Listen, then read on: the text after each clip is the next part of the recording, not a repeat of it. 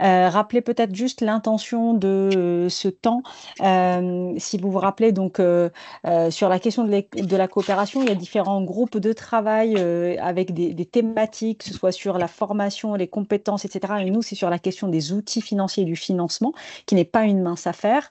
On a pris lors des sessions précédentes le temps d'abord d'essayer de se connaître, de comprendre qu'est-ce qu'on met derrière le terme aussi de coopération territoriale. Il y a eu un temps de présentation aussi de l'étude menée par Marc notamment. Et puis ensuite a surgi aussi l'idée en fait, de prendre un exemple concret à travers justement le générateur qui a aussi fait l'objet d'une visite, il me semble, enfin, qui a bien été aussi, j'allais dire, analysé, mais dans le cadre de l'étude. Voilà, de prendre cet exemple et d'avoir la parole de personnes qui vivent ça, que ce soit on va dire, des structures qui accompagnent les coopérations, mais aussi collectivités et institutionnelles.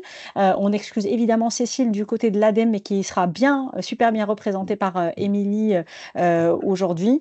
En fait, l'idée aussi, c'est que ce soit le plus interactif possible. Vous voyez que là, Sébastien nous partage une présentation que je vous ferai parvenir ensuite. Donc voilà, pour un peu planter le décor et puis se dire qu'est-ce qui fait que ça fonctionne, les freins, enfin voilà, se poser les questions et puis enrichir nos apprentissages sur le sujet. Et enfin, on prendra peut-être un temps à la fin, pas peut-être, mais on prendra un temps aussi à la fin pour parler de la prochaine rencontre du 2 octobre, interchantier. Je te laisserai Marc peut-être en parler à ce moment-là, plutôt en conclusion, si ça te va. Je ne sais pas si je l'ai bien formulé sous forme de question, Marc, pour cette dernière partie-là.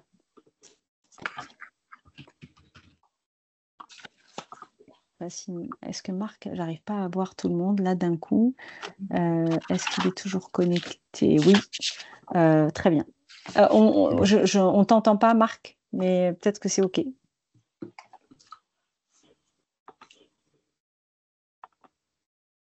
On t'a pas entendu, Marc. C'était en muet, donc. Je disais qu'effectivement, donc on fait le point à la fin sur. Ouais, OK, Sur le 2 octobre. super. D'accord. Entendu. Très bien, merci beaucoup. Et du coup, je te passe la main sans plus attendre, Sébastien. Eh ben, merci beaucoup, Wafa, pour déjà cette prise d'initiative. L'idée, cet après-midi, c'est de se servir donc du générateur Bourgogne-Franche-Comté comme un exemple pour pouvoir aborder la question à la fois du modèle économique. Et puis, Lucie, tout à l'heure, en parlait dans son intervention, faire un petit zoom aussi sur une expérimentation qu'on porte sur le département du Jura via le fonds d'impulsion jurassien. Donc le générateur Bourgogne-Franche-Comté, comme son nom l'indique, c'est une dynamique créatrice d'activités sur les territoires. Et c'est né d'une étude qui a été lancée en 2012 à l'initiative de France Active Franche-Comté pour pouvoir faire naître sur des territoires des projets collectifs qui traitent de coopération, des projets entrepreneuriaux et qui répondent à des besoins du territoire ou à des ressources qui sont à valoriser sur le territoire. Donc on est parti tout d'abord en 2012 sur une phase d'expérimentation pour imaginer une méthode qui, depuis 2012, vous vous en doutez bien, a fortement évolué dans son contenu. D'abord, une expérimentation sur un certain nombre de territoires pilotes via un appel à projet qui avait été lancé. Et puis au moment de la fusion des deux régions, Bourgogne et Franche-Comté, il y a eu un souhait exprimé par la région Bourgogne-Franche-Comté de pouvoir étendre l'expérimentation sur l'ensemble du territoire de Bourgogne-Franche-Comté.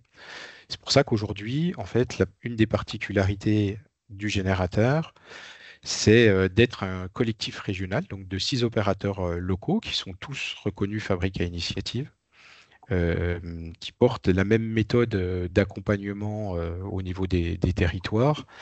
Et donc, on est un collectif d'acteurs. Donc, il y a un premier niveau de coopération qui est entre nous, et puis on a un deuxième niveau de coopération qui est avec les différents collectifs sur lesquels on va être amené à travailler sur les territoires. Ce qui nous regroupe et ce qui a fait le lien entre tous, c'est qu'on est tous des acteurs déjà issus du champ de l'économie sociale et solidaire. Et on a tous, dans notre offre de service, une offre d'accompagnement des porteurs de projets plutôt sociaux qu'on propose à des entrepreneurs classiques. Et donc, c'est ça qui a fait que on a sélectionné ces 6 acteurs au démarrage pour pouvoir, en 2016, au moment de la fusion, lancer cette dynamique. Donc après, on s'est répartis sur les territoires. L'initiative étant portée à l'origine par France Active Franche-Comté, mais forcément, on a une assise, nous, France Active Franche-Comté, qui est plus forte en termes au niveau géographique et en termes d'implication au sein du générateur, puisqu'on est le coordinateur régional que nos autres partenaires. Mais on a fait le choix de justement avoir ce niveau de coopération qui se traduit dans la manière dont on fonctionne ensemble sur des temps de réunion, se réunir entre nous pour continuer de travailler sur la question de l'évolution des cibles, sur la question du modèle économique, sur la question de l'évolution permanente de la méthode. Donc ça, c'est un premier sujet. Le deuxième sujet sur lequel on travaille d'une manière tous ensemble, c'est que on a chacun dans nos équipes des chargés de mission qui sont qui ont du temps attribué sur la question du générateur de Bourgogne-Franche-Comté et qui se regroupent tous les mois et demi sur des rencontres métiers pour échanger entre elles sur des nouvelles pratiques, de la montée en compétences, sur des temps de réflexivité, voilà, dans un objectif derrière de pouvoir continuer de travailler sur ces méthodes et continuer d'avancer sur ces sujets-là. Donc je disais tout à l'heure, on est tous membres des fabriques à initiative, et là vous avez sur cette carte l'ensemble des fabriques à initiative alors qui existent. Je crois que la carte est un peu caduque, je ne l'ai pas réactualisée, mais sur l'ensemble du territoire national, avec pour toutes la même mission qui est de pouvoir faire émerger des projets collectifs sur les territoires qui vont répondre à un besoin identifié sur le territoire. On n'a pas forcément, je pense, toujours une approche à peu près similaire. On a des acteurs pour lesquels ça va nécessiter plutôt une approche sous forme d'études sur le territoire.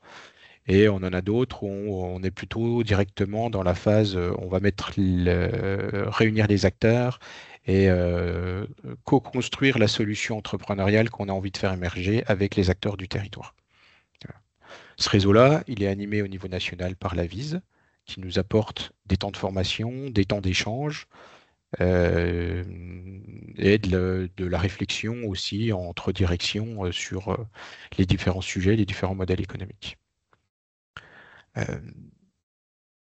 Si on rentre d'une manière plus précise sur quels sont les impacts qu'on a recherchés au moment où on a lancé le générateur, et puis plus précisément aujourd'hui où on en est et pourquoi on a cette motivation, cette envie de travailler avec des collectifs d'acteurs sur les territoires.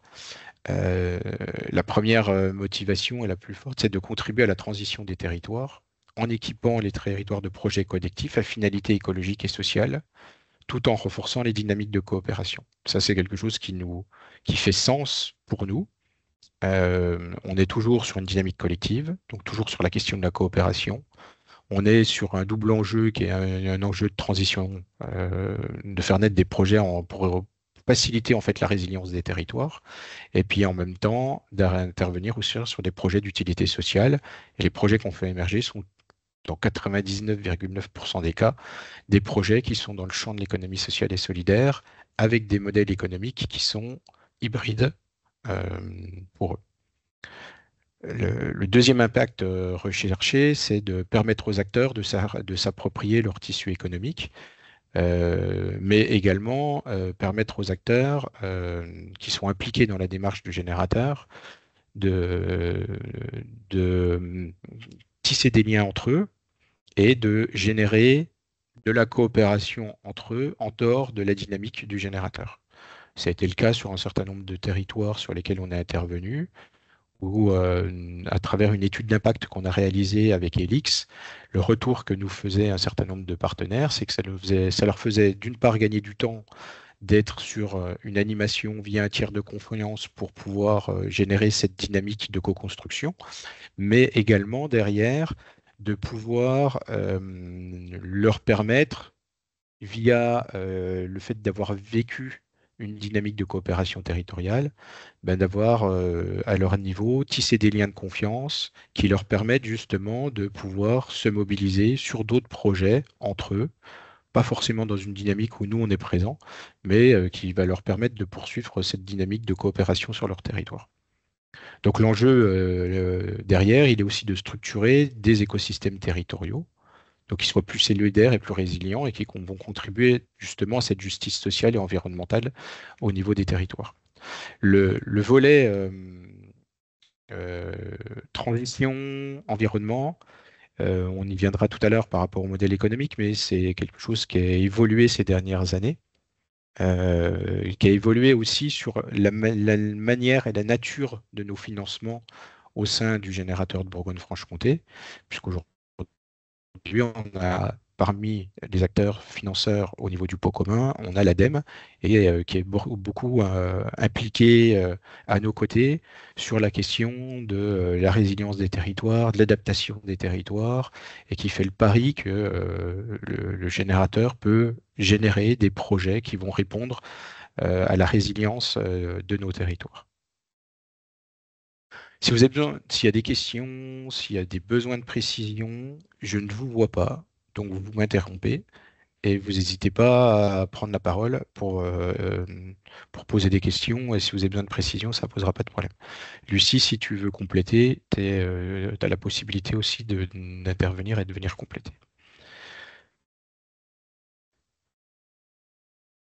Si on vient plus précisément sur la mission, donc ce que je disais tout à l'heure, la mission, donc, c'est de révéler les besoins et les ressources des territoires.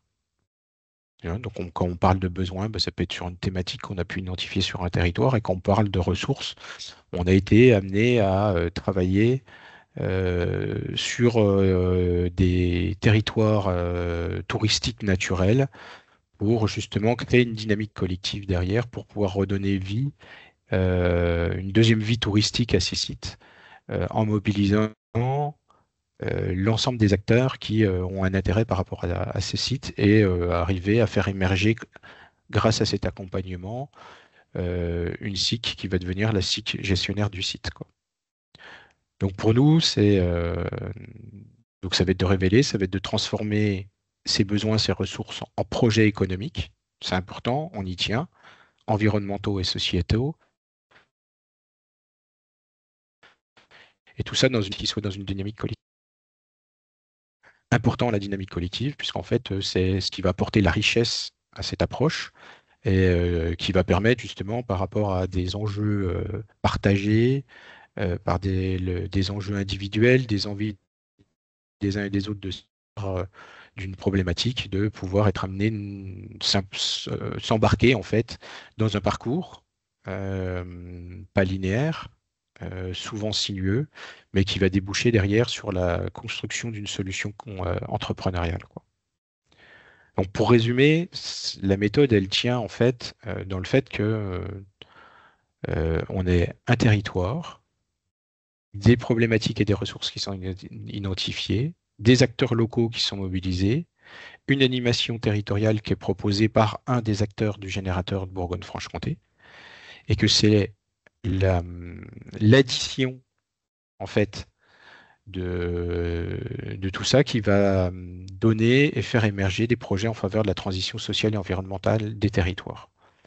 Donc, ce qui veut dire qu'on a des approches de coopération, forcément, et que cette notion de coopération, c'est quelque chose qu'on essaye de traiter le plus tôt possible dans la relation qu'on peut avoir avec les différents membres de collectifs. Dans un premier temps, avec une collectivité territoriale, puisqu'en fait, on intervient sur les territoires à la demande d'une EPCI, dans la plupart des cas, autour d'une problématique, et que c'est cette EPCI derrière qu'on va travailler avec elle sur la question de la coopération. C'est pas toujours très facile, c'est pas toujours très simple. Ça nécessite au niveau à la fois des élus et puis des chargés de mission de l'EPCI d'avoir un changement de posture. Et on part souvent sur une feuille qui est un peu vide, une feuille blanche, et sur laquelle on va écrire un projet qui va répondre à leurs besoins. Et là, ça nécessite, dans certains cas, une acculturation de la collectivité territoriale et aussi à la collectivité territoriale de la nécessité de faire confiance au tiers de confiance, justement, pour pouvoir arriver sur un projet qui peut être différent de celui que les élus avaient en tête au moment où ils sont venus nous chercher pour nous mobiliser, quoi. Et donc là, des fois, bah, on a des zones un peu de discussion avec un certain nombre de collectivités pour pouvoir justement leur permettre d'avoir ce changement de posture, de faire partie des collectifs tout en étant derrière, sans être forcément décideur de la solution finale qui va sortir, quoi. Donc quand je dis on travaille avec des collectifs, les premiers collectifs avec lesquels on est amené à travailler, c'est d'abord les citoyennes et les citoyens. Et nous, on y tient d'une manière assez forte de pouvoir aussi les embarquer dans cette dimension-là. On travaille souvent à la demande des EPCI, donc forcément derrière, bah, la question des élus, elle est centrale, et la question des chargés de mission des EPCI au niveau du DV économique, elle est centrale. On associe des structures sociales ou des structures économiques dans la réflexion, et puis bien évidemment des institutionnels si ils souhaitent participer à l'élaboration du projet. C'est là où on est au cœur de la coopération, puisqu'on travaille avec des parties prenantes qui sont de nature très différente, qui ont des envies de s'impliquer aussi d'une manière très différente. Et quand on est sur la phase de co-construction, bah, un des objectifs est de faire en sorte que chacun puisse y trouver sa place, mais également de faire en sorte que bah, chacun puisse participer à la co-construction du projet, tout en ayant tout en restant dans les valeurs, on va dire, de la coopération et de l'ESS, c'est-à-dire dans des valeurs où chacun est libre de s'exprimer, et on va travailler sous forme d'animation, sous forme d'ateliers de travail, sous forme de chantier qu'on peut mettre en œuvre. On est sur du temps qui est relativement long, puisqu'on peut être sur des projets qui sont structurants pour les territoires. Pour vous donner un ordre d'idée, on travaille actuellement sur des pôles d'économie circulaire avec des syndicats de traitement de déchets, plus les communautés de communes. On a travaillé sur l'émergence de recycleries citoyennes, on a travaillé sur l'émergence d'un garage solidaire sur un territoire. Enfin, on est sur des champs d'intervention qui sont multiples et variés. Et ce qui est intéressant, c'est que la méthode qu'on utilise, bah, c'est cette méthode-là en fait qui permet justement cette émergence, quoi, et qui va permettre justement de faciliter la mise en œuvre et la co-construction de la solution entrepreneuriale. Sur la méthode, donc la méthode, elle se cale aujourd'hui en 3 phases, où on a une première phase de mobilisation et de détection de l'idée. Donc, quand on parle de mobilisation, bah, c'est de création du collectif, c'est-à-dire qui est intéressé par rapport à cette thématique pour pouvoir venir amener sa compétence, ses valeurs ajoutées, son regard, son intérêt par rapport à cette idée-là. Donc ça nécessite dans un premier temps des rencontres individuelles et puis après de rentrer dans une dynamique collective. Mais les rencontres individuelles, elles sont pertinentes et importantes derrière pour aussi tisser ces liens de confiance, arriver à bien identifier les enjeux individuels, parce que quand on travaille avec des structures, ben, on peut avoir des enjeux individuels qui peuvent des fois être en dissonance par rapport à un enjeu collectif, et de comment on amène progressivement l'ensemble des acteurs dans cette dynamique-là, quoi. Et ensuite, ben, on identifie les besoins et on conçoit des temps d'animation et d'événements ou d'ateliers créatifs. On rentre sur une phase 2 qui est une phase de structuration du projet, toujours sur cette phase d'atelier collectif, avec dans un premier temps ben, la définition des différents usages du projet, à quoi il va répondre, qu'est-ce qu'il va proposer comme offre de service et autres.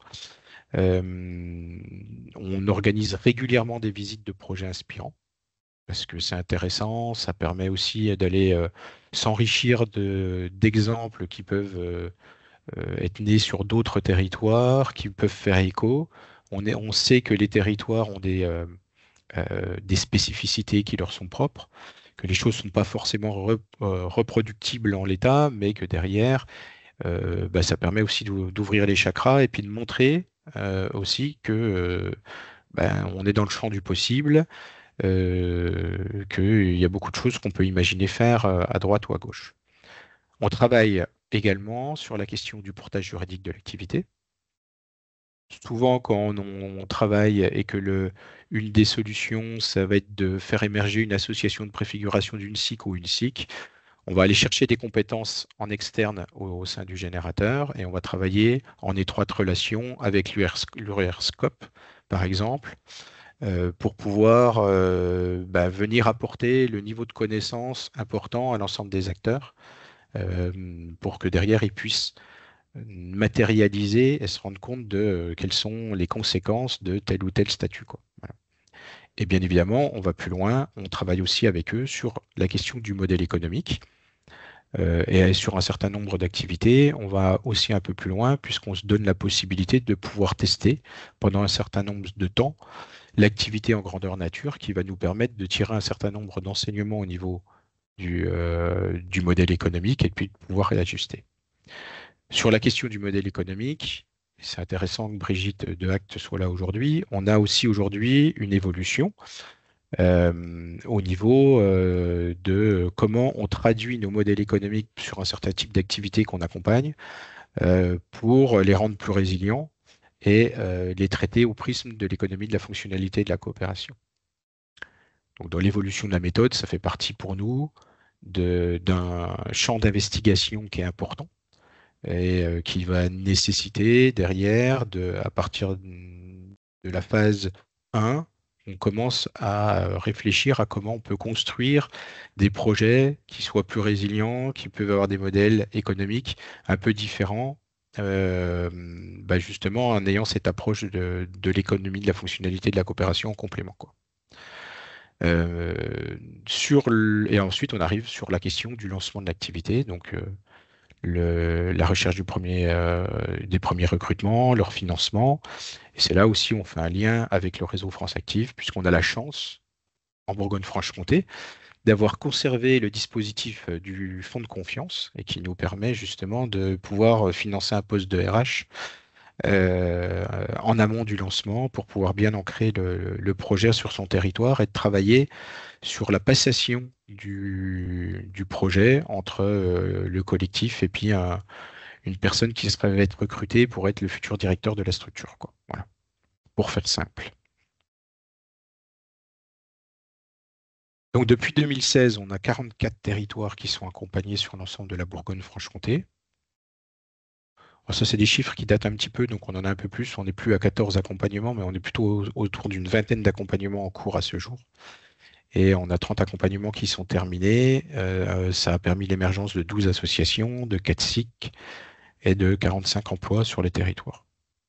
Pour vous donner plus de détails, bah là, on a réactualisé une carte sur laquelle on travaille. Donc, on a une assise qui est à la fois rurale, parce que le territoire de la Bourgogne-Franche-Comté, c'est un territoire, malgré le fait que ce soit la première région industrielle de France, c'est un territoire qui est fortement rural et sur lequel il y a besoin d'intervenir sur ces territoires-là pour amener de l'ingénierie territoriale aussi en direction de ces territoires.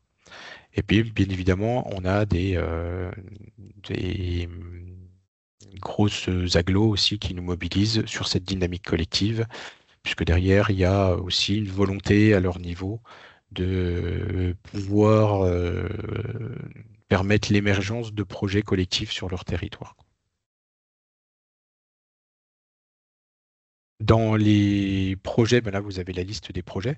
Alors, vous pouvez vous rendre compte aujourd'hui que ce soit sur l'une ou les deux cartes, on a l'histoire du générateur qui ressort, hein. On a des résultats et des impacts ou des projets ou des territoires avec lesquels on travaille qui sont plus nombreux en Franche-Comté, mais qui sont issus aussi de l'histoire du fait que la dynamique a été lancée en 2012 sur la Franche-Comté. Donc forcément, il y avait il y a plus de territoires qui ont été mobilisés. Et aujourd'hui, on est présent sur de nombreux territoires et sur une diversité de projets qui peuvent aller sur des projets de tiers-lieux, qui peuvent aller sur des projets d'économie circulaire, qui peuvent être sur des projets liés à l'émergence d'une filière ou d'une activité.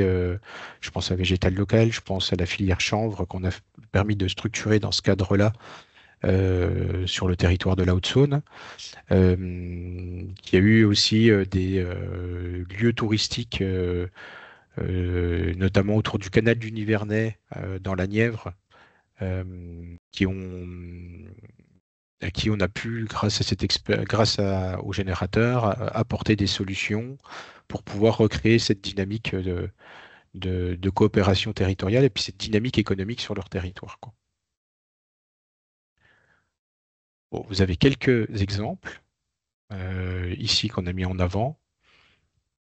Pour donner des choses un peu plus concrètes, la marmite solidaire qui répond à une problématique de réduire le gaspillage alimentaire sur le territoire et qui va apporter des solutions en fait, c'est un projet de conserverie sociale et solidaire derrière, mais qui va apporter des solutions de conserve en direction des bénéficiaires de l'aide alimentaire et puis en même temps qu'un modèle économique hybride puisqu'ils vont répondre aussi à des enjeux du territoire. Et puis travailler avec des partenaires. On a l'ensemble bio qui est une SIC sur Lons-le-Saunier, une recyclerie qu'on a fait émerger, la recyclerie Rebond sur Mèche. Quand on dit recyclerie citoyenne, ça veut dire que les postes au sein de la gouvernance de décision sont occupés par des citoyens et pas par des structures. C'est vraiment ça que c'est une recyclerie citoyenne. Et puis des magasins de producteurs aussi qui ont pu naître grâce à cette pratique, notamment dans Lyon, quoi.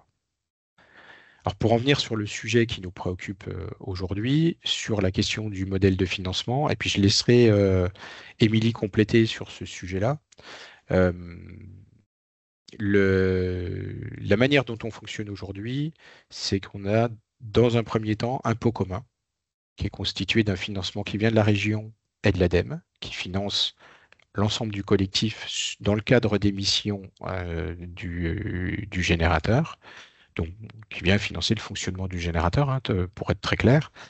Ce qui est intéressant dans la manière dont ils interviennent, c'est qu'en même temps de ce financement, ils apportent aussi, au moment des comités de pilotage, euh, ils ont une posture qui est totalement différente d'un comité de pilotage traditionnel, puisque là, il y a une volonté exprimée par la région et par l'ADEME d'être régulièrement dans une recherche d'amélioration continue de la méthode.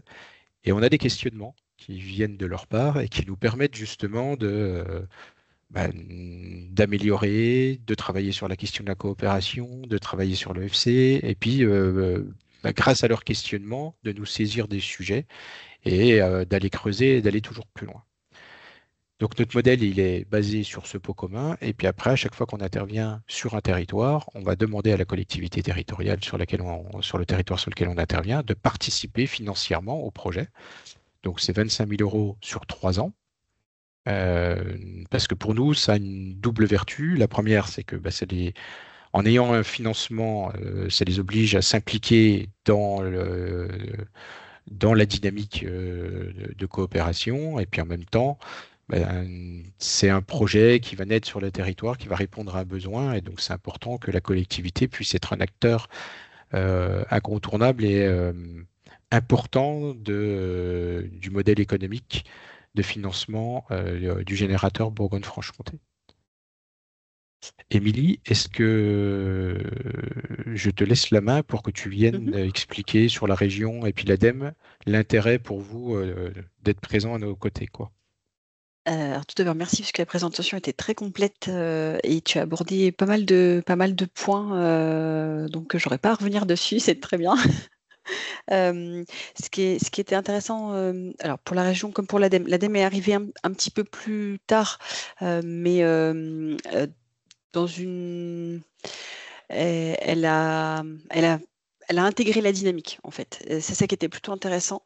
Donc, pour la région, il y avait vraiment ce besoin d'avoir un dispositif souple qui puisse répondre aux besoins des territoires et qui permette de diffuser finalement aussi les politiques régionales avec une région, comme l'a dit Sébastien, qui est fortement rurale, sur laquelle se posent des problèmes de mobilité et de développement d'activités économiques qui puissent effectivement faire le lien. Et on avait aussi des acteurs qui, sur leur territoire respectif, étaient capables d'apporter de l'ingénierie et de la technicité. Du coup, ce qui était intéressant aussi dans la construction du générateur de manière globale, c'est qu'on a fait le choix de ne pas avoir une fonction de donneur d'ordre, mais plutôt comment en fait on prend en compte ce que les acteurs du territoire nous font remonter, comment les acteurs de l'accompagnement que sont France Active, la Fédération des foyers ruraux par exemple dans Lyon qui travaille sur le générateur, comment on prend en compte aussi ce qu'ils nous font remonter dans les besoins d'accompagnement qui se font jour aussi sur leur territoire respectif, puisque du coup, pour chaque territoire, il n'y a pas forcément les mêmes besoins et les mêmes attentes en termes d'accompagnement. Avec cette question, comment aussi on peut accompagner des collectifs, comment on remobilise les citoyens sur leur territoire. Voilà, ça faisait écho quand même à pas mal de questionnements. Le choix a été fait et on a la chance d'avoir une présidente qui est très moteur sur le sujet et qui laisse aussi une grande latitude sur cette question. Donc en fait, on a un choix qui a été fait politiquement aussi de laisser une part à l'expérimentation. Donc, sans portage politique, ça serait très compliqué. On a la chance, effectivement, d'avoir un portage politique. Et en plus, en termes techniques, j'ai la chance aussi d'être dans une direction économique qui nous laisse expérimenter aussi des choses qui sont hors cadre. Ce qui nous permet de financer, finalement, moi, je finance mes 6 opérateurs du générateur sur du fonctionnement. On est en pur dur du fonctionnement, les postes de travail. Par contre, juridiquement, on avait cette problématique. Comment on finance sans rentrer dans un système de marché et en sortant des sentiers battus de la subvention classique, parce que du coup, on a des régimes d'aide sur l'accompagnement classique à la création qui s'imposent. Et nous, on a fait le choix aussi de travailler avec le service juridique chez nous, de trouver une solution alors, qui est celle qui existe actuellement et qui n'y en a pas d'autre. Le jour où on nous en présente une autre, on la prendra. Mais il faut qu'elle soit aussi souple. C'est-à-dire qu'on à charge pour moi chaque année de rédiger une note d'une bonne dizaine de pages en indiquant qu'on est hors cadre des aides d'État. Donc en fait, on est sur des actions purement locales. On s'en est servi depuis maintenant presque 6 ans. Voilà, donc on est sur quelque chose d'évolutif parce que chaque année, il y a aussi une remise à jour de tout ça avec une insécurité juridique qui, quand même là aussi, et qui facilite pas aussi le contexte financier quand on doit financer les acteurs parce qu'on n'a pas cette vision à long terme sur la sécurisation des crédits, parce qu'on n'a pas une sécurisation juridique à long terme non plus dans un cadre bordé. C'est pas, voilà, on n'a pas cette. Donc il faut savoir être souple, adaptable. Ce que sont nos acteurs, ce qu'il faut que nous collectivités apprenons à faire. Et on a la chance en plus avec la direction régionale de l'ADEME dans notre région. De pouvoir travailler de concert et de pouvoir s'entendre sur les axes stratégiques que nous proposent finalement les opérateurs du générateur. C'est souvent eux qui sont plutôt à ce stade de proposer. Il peut arriver aussi que nous, on ait des attentes un peu spécifiques en fonction de certains éléments. Là, on a la COP qui est arrivée et qui redonne, on va dire, un bonus transition énergétique et écologique supplémentaire, mais c'était déjà le cas dans le cadre du générateur. Nous, on avait déjà fait remonter qu'on avait beaucoup de projets qui étaient en lien avec cette thématique-là. Et on a la chance de pouvoir travailler de manière vraiment coopérative. C'est ce que finalement le générateur intègre dans sa démarche avec les territoires, cette vision un peu coopérative sur comment on travaille ensemble. Et ben en fait, finalement, on se l'applique aussi à nous-mêmes, c'est-à-dire que membres du générateur et financeurs partenaires, on change de posture, on on n'est pas des donneurs d'ordre, on est là pour comprendre comment fonctionne le dispositif, où sont les biais, parce qu'on n'avait pas forcément identifié sur telle année qu'en fait telle chose ne marcherait pas, ou que c'était compliqué, ou qu'on a eu trop de demandes. Donc comment on réajuste? Mais on réajuste de manière intelligente, avec quels sont les besoins, qu'est-ce que nous on peut prendre en compte dans l'enveloppe financière. Ça demande effectivement de pouvoir être souple. Donc l'ADEME, des fois, a plus de souplesse sur certains volets. Donc c'est elle qui va prendre finalement en charge certaines choses. Et puis parfois, c'est la région qui va intégrer dans certains paramètres de financement. Parce que moi, je suis sur un budget global de fonctionnement des opérateurs. L'ADEME va être elle va être sur les postes d'accompagnement des chargés de mission. Donc on n'a pas tout à fait le même angle d'attaque financière. Mais du coup, la complémentarité de nos financements fait que du coup, on arrive à financer de manière plutôt correcte des missions qui sont finalement difficiles à quantifier sur un bilan simplement. Voilà, on a eu des chiffres, hein, Sébastien vous les a montrés, mais au-delà de ça, il n'y a pas que ça.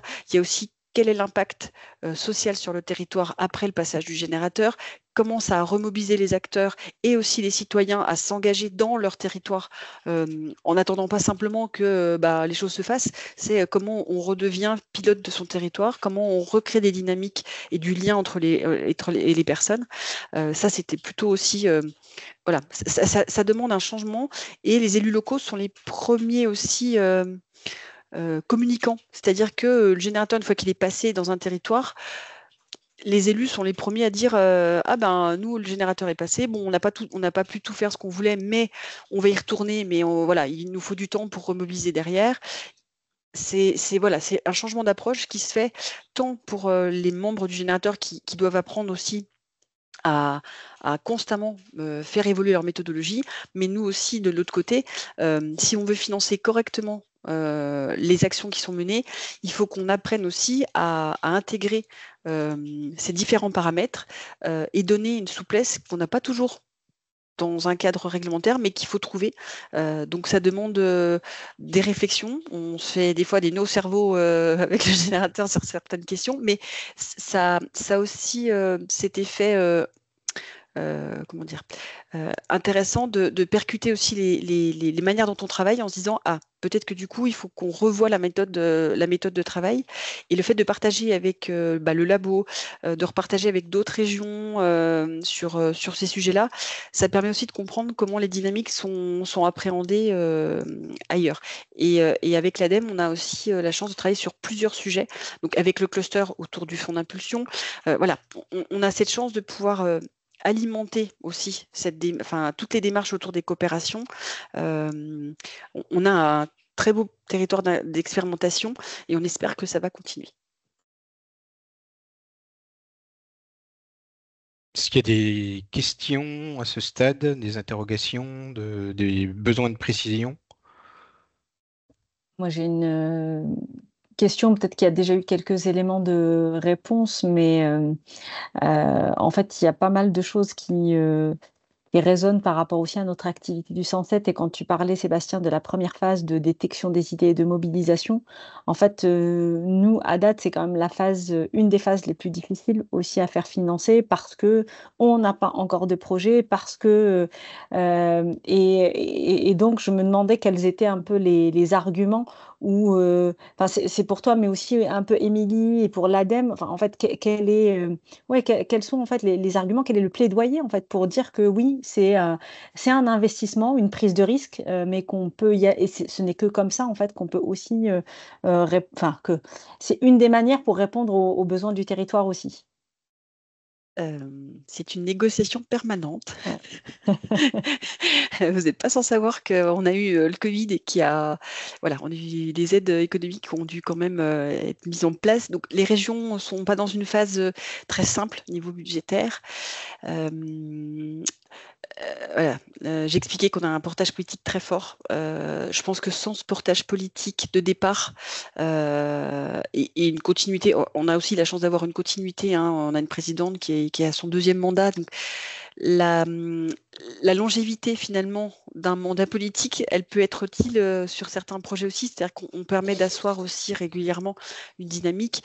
On est en capacité plus facilement maintenant de justifier aussi ce que le générateur produit, les premières années étaient un peu plus complexes parce que du coup, on n'avait pas forcément d'exemples concrets à montrer. On était dans des dynamiques qui se créaient seulement. Les projets étaient en cours. Donc, c'était beaucoup plus compliqué. Actuellement, c'est plus facile. Et en même temps, le contexte économique est contraint. Donc voilà, on navigue un petit peu toujours entre deux eaux. On a la chance dans notre région, comme l'expliquait Sébastien, d'avoir encore le dispositif Fonds de confiance par France Active qui existe et qui est maintenu parce qu'on a un travail aussi qui est fait avec la Banque des Territoires, ce qui n'est pas le cas dans toutes les régions. On travaille de la même manière finalement que je travaille avec l'ADEME, et bien avec la Banque des Territoires sur la construction et sur l'abondement des outils. On essaie d'avoir une démarche on réfléchit à comment on peut financer, qu'est-ce qu'on continue de financer, mais c'est pas toujours évident. On a aussi des autres financeurs qui ont des injonctions nationales qui viennent percuter ce que nous on veut faire au régional. Donc ça reste toujours de la négociation permanente, les bonnes relations et la bonne communication et le fait d'être très en amont dans le travail de stratégie, ça aide aussi beaucoup dans la prise de décision, c'est-à-dire qu'on a moins cet effet descendant. On sait que des fois, il va y avoir des soucis parce que ça risque de grincer, qu'il va falloir faire rentrer un carré dans un rond. Mais quand on le sait à l'avance, on a le temps de s'y préparer. Et les comités de pilotage qu'on a avec le générateur, ils nous aident aussi à ça. C'est-à-dire qu'on sent aussi quand il y a les financeurs nationaux vont avoir des injonctions, ils commencent à nous dire ça va être compliqué l'année prochaine. Donc il va falloir que nous, on commence à revoir notre copie et on essaie d'adapter. On ne peut pas toujours s'adapter, voilà, on peut pas finir faire la balance systématique, mais tant qu'on a cette possibilité qui nous est laissée et tant que actuellement, moi j'ai l'avantage d'avoir un budget pour le générateur qui est sacralisé, c'est-à-dire que ma ligne budgétaire, en fait, j'arrive à la reconduire chaque année, mais ça demande des négociations en interne qui sont régulières. Donc à chaque étape budgétaire, il y a la question. Est-ce que du coup, est-ce qu'on ne réduit pas l'enveloppe et en plus, on a eu la chance de pouvoir l'inscrire dans le CPER avec l'État. Donc du coup, il a été quelque part sacralisé à ce titre-là. Donc pour l'instant, voilà, on se réfugie aussi derrière certaines contractualisations avec l'État pour dire vous ne pouvez pas y toucher. Après, voilà, la prochaine contractualisation va faire que peut-être qu'il y aura des renégociations aussi. Il y a Marc qui avait une question aussi. Oui, je ne sais pas, parce qu'apparemment, la main levée ne fonctionne pas. Si, mais... D'accord. Moi, c'est un peu sur l'évolution du modèle économique du générateur BFC, qui a une particularité, effectivement, par rapport aux autres fabricants initiatives, c'est qu'elle contracte à partir d'une collectivité locale, c'est-à-dire des besoins qui sont formulés par des collectivités locales, ce qui n'est pas le cas de toutes les fabricants initiatives. Deuxième élément, il y a une forte dépendance des financements de la région. Je crois que c'est à peu près 80% du financement global. Donc, c'est forte dépendance également d'une volonté politique et d'un équilibre politique qui peut évoluer. Moi, la question que je me pose, c'est comment vous avez réfléchi à l'évolution du modèle économique et est-ce que vous avez pensé à la participation des citoyens qui sont aussi un levier considérable, on peut le voir dans pas mal d'expériences qu'on a pu voir. On parlait de Terra tout à l'heure, et pour signaler que pour le centre d'éco-construction, ils ont mobilisé 840 000 euros, c'est-à-dire la plus grosse partie du financement.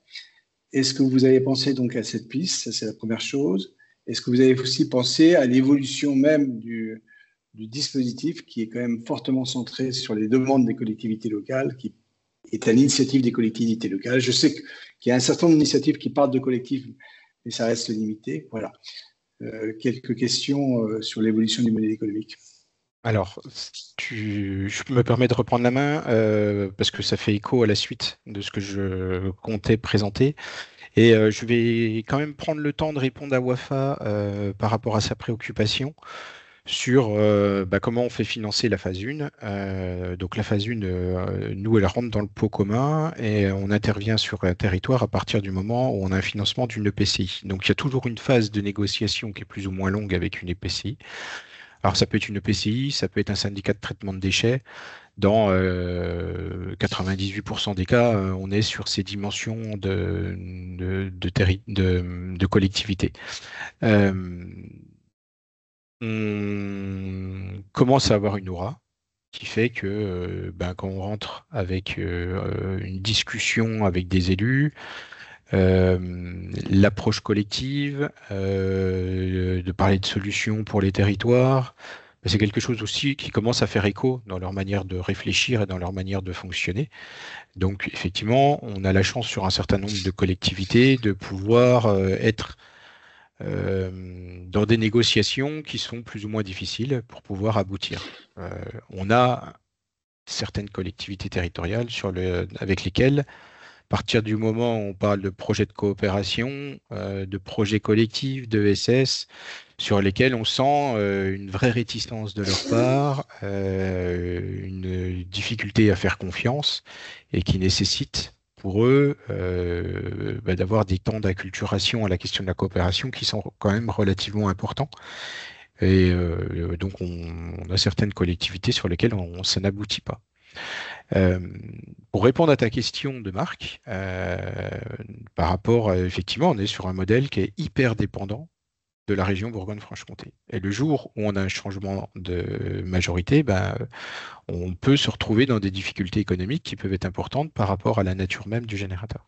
Donc ça fait plusieurs années qu'on travaille, qu'on teste des choses, qu'on regarde comment on peut faire évoluer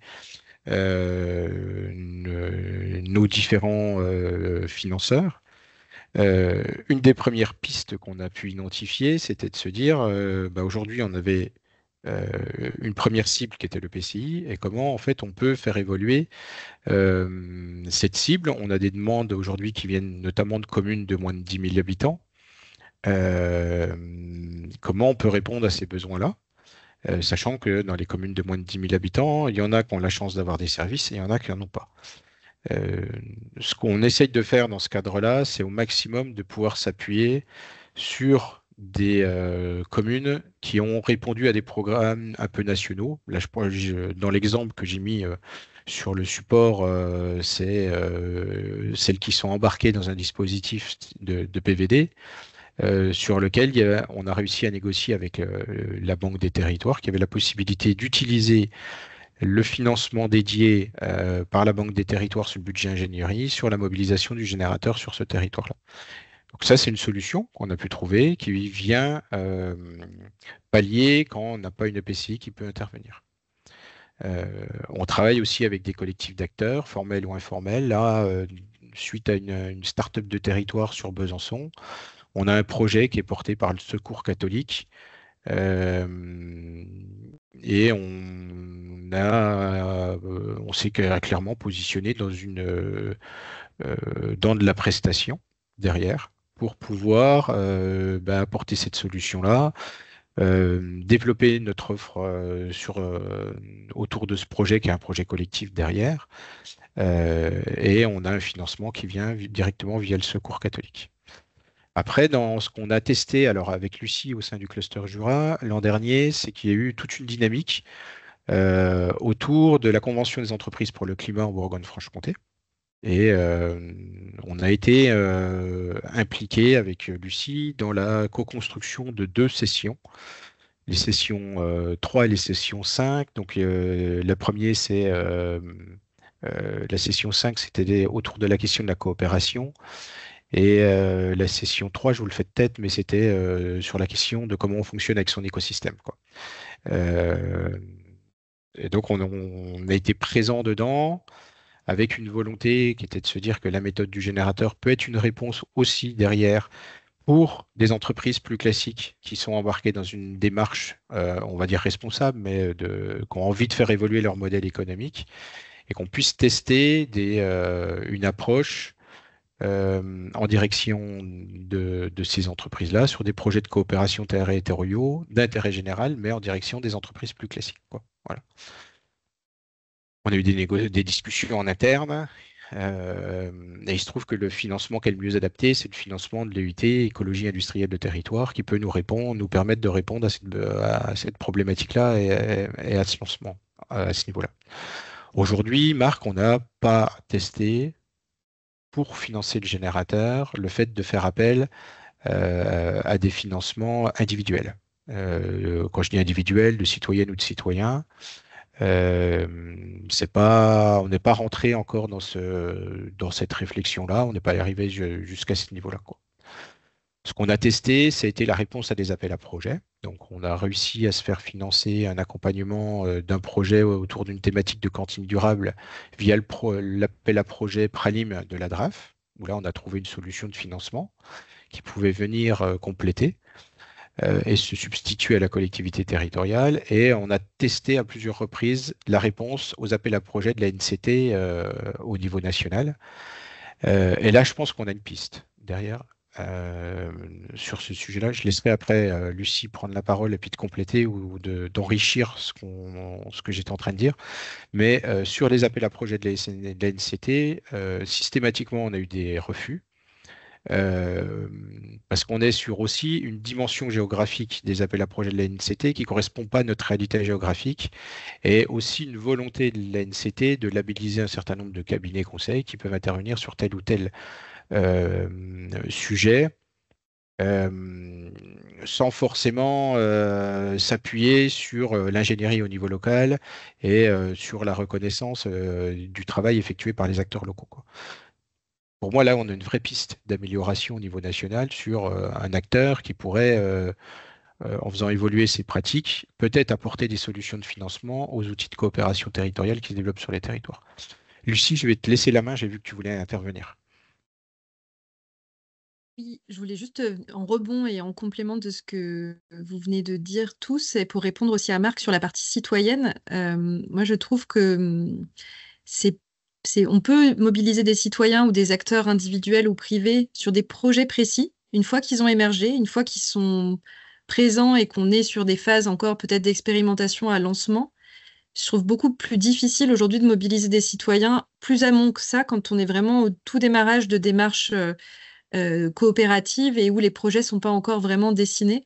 Et donc, moi, ma questionnement, c'est comment on mobilise peut-être des financements différents sur des phases différentes, comment on crée de l'ingénierie financière selon ces étapes-là. Donc ça, c'est une des réflexions que j'avais, mais de notre expérience, en tout cas, de recherche de financement plutôt privé, ça marche, mais on mobilise sur projet, donc un petit peu plus tard dans nos processus. Et puis après, je partage en fait voilà, une réflexion et un questionnement sur ce que nous on appelle un pot commun qui a été constitué avec la région et l'ADEME aujourd'hui. Donc sur ces phases très amont où on arrive sur des territoires sans savoir encore quels vont être les projets qui vont émerger, comment ce pot commun on pourrait l'élargir à d'autres acteurs? Qui peuvent être ces acteurs? Quelle pertinence? On a commencé à des réflexions, des échanges avec des acteurs, des mutualistes. Enfin, il y a quelques pistes, mais j'ai encore du mal à voir qui pourrait avoir un dialogue commun avec la région, l'ADEME et d'autres acteurs autour de la table sur ce pot commun pour les territoires. Donc, réflexion. En fait, tu as fait écho, Lucie, sur ce sujet de comment on travaille avec comment on se rapproche de mutualistes et de fondations pour venir justement financer l'ingénierie. Souvent, dans les réflexions qu'on a avec les fondations, c'est qu'ils veulent un projet, quoi. Ils veulent financer un projet entrepreneurial. Ce genre Là, ce qu'on leur demande, c'est de venir accompagner et de financer une démarche. Et je pense qu'effectivement, il y a des pistes d'amélioration du financement en s'appuyant sur des fondations ou sur des mutuelles. On avait eu le cas, une époque, grâce à l'AVIS, de bénéficier d'un financement d'AG2R La Mondiale par rapport pour financer l'accompagnement d'un projet. Donc ça, c'était intéressant comme approche et qu'on a vraisemblablement la possibilité aujourd'hui de creuser un peu plus sur ces aspects-là et d'aller plus loin avec un certain nombre de mutuelles, quoi. Avant de venir sur le niveau national, vas-y Brigitte.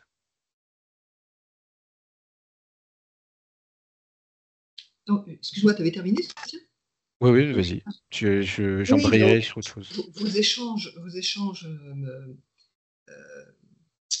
pour moi, ça éclaire un petit peu la question de la révélation en fait, de la valeur. En fait. C'est ça la question. C'est une très grosse question, ça. C'est vraiment un chantier à part entière. C'est qu'est-ce que ça crée comme valeur, ce type de projet, et notamment les questions de valeur immatérielle. Voilà. Donc, et en fait, les contributeurs de ces projets doivent être ceux qui en tirent des bénéfices. C'est toujours là. Et donc, c'est pour ça qu'il y a la question après de la répartition de la valeur. C'est pas des financeurs, c'est pas du financement. C'est pour ça qu'on le terme subvention, il est un peu troublant parce qu'on a toujours l'impression que finalement c'est la collectivité par sa grande largesse qui apporte une aide financière. Mais moi, je préfère le terme dotation, une dotation financière au regard des effets utiles que ça produit, notamment pour la collectivité, voilà, ou pour les citoyens. Alors, dans la question de la répartition de la valeur, il faut prendre en compte aussi le travail, les efforts, parce qu'il y a de la participation citoyenne dans ce type de projet. Et eux, donc, ils ont une contribution qui n'est pas monétaire, mais qui est une contribution réelle, et très réelle même. Voilà. Donc, en fait, toutes les questions là, c'est la question d'identification des valeurs qui sont créées par ces projets. Des valeurs qui peuvent. Et ces valeurs-là, elles sont en cascade, parce que vous parliez par exemple des mutualistes, etc. Mais des fois, ce n'est pas les acteurs complètement les plus proches géographiquement qui en tirent les bénéfices. Ça peut être des acteurs qui sont effectivement en arrière-plan auxquels on n'aurait pas forcément pensé. Voilà. Et donc, ce qu'on appelle les effets d'externalité, c'est-à-dire c'est des effets induits qui ne sont pas identifiés dès le démarrage. Enfin, ils sont pas recherchés, ils sont pas voulus, mais néanmoins, ils sont quand même réels. Donc, c'est la question effectivement de la valorisation de ces externalités, de la valorisation des effets utiles, c'est-à-dire quelle valeur de ces projets. Et ça c'est des choses aujourd'hui qui sont quand même très, très complexes et qui sont pas... voilà, il y en a certaines qui apparaissent, il y a des valeurs qui apparaissent, puis sans compter effectivement la question de la valorisation de l'immatériel qui est derrière. Voilà, j'ai fini. Merci. Merci Brigitte pour ces précisions. Avant de venir sur la question de pistes aussi qu'on peut trouver au niveau national, moi je voulais vous faire un zoom. Alors je laisserai Lucie compléter puisque c'est une expérimentation qu'on porte tous les deux sur la question du fonds d'impulsion jurassien qui part d'une idée, d'un ressenti qui est de se dire on a besoin d'avoir des outils financiers pour faciliter l'émergence de projets d'innovation sociale sur nos territoires et de projets collectifs sur nos territoires. On disait tout à l'heure, on a la chance en Bourgogne-Franche-Comté d'avoir le fonds de confiance qui va intervenir dans le cadre d'un cadre qui lui est propre et qui va venir financer de la RH en amont du lancement du projet. Et ce qu'on a imaginé avec le cluster Jura, c'est la mobilisation de fonds privés, plutôt des entreprises du territoire, qu'on peut mobiliser via une association agréée sur un projet dans un objectif de venir ancrer le projet sur son territoire et de venir financer, on va dire, de l'investissement en complément de la RH pour pouvoir mener une expérimentation et un test du projet et accélérer son déploiement et son développement. Et tout ça, on le couple. Donc, le principe, c'est une approche financière et qui est couplée à un accompagnement, bien évidemment, derrière, donc qui est souvent réalisé par le cluster Jura. Mais derrière, cet accompagnement, la plus-value qu'il va apporter, c'est qu'on va être sur une phase de test, donc on va être sur un accompagnement personnalisé, avec des éléments de contexte qui sont réels, des éléments financiers qu'on arrive à analyser, et puis derrière une dynamique alors, je ne vais pas dire coaching parce que c'est pas tout à fait le mot qui est le mieux approprié ou le plus cohérent, mais qui va permettre justement d'accélérer l'expérimentation sur les territoires et l'émergence du projet sur le territoire. Lucie, est-ce que tu veux en dire deux mots, compléter? Je vais être très brève, mais pour réinsister peut-être sur ce que je disais avant, on a effectivement réussi à lever des fonds privés permettant de financer des expérimentations de projets en émergence. Mais effectivement, ces fonds arrivent à partir du moment où les projets sont bien identifiés, où il y a un porteur. Et donc, ce qu'on arrive et peu à faire, c'est financer ce qui vient un petit peu avant. C'est ce travail de financer le travail coopératif qui a été mis en œuvre. Et enfin, on le fait en fait aujourd'hui avec nos acteurs publics, donc la région, l'ADEME ou la collectivité. Mais voilà, les fonds privés vont vraiment arriver au moment où le projet, lui, il est identifié. Donc, c'est à la fois positif puisqu'on a réussi à bien lever des fonds et doter des projets de fonds privés. Mais ça ne répond pas à 100% peut-être au questionnement qu'on se pose sur comment on finance les coopérations sur nos territoires. Voilà.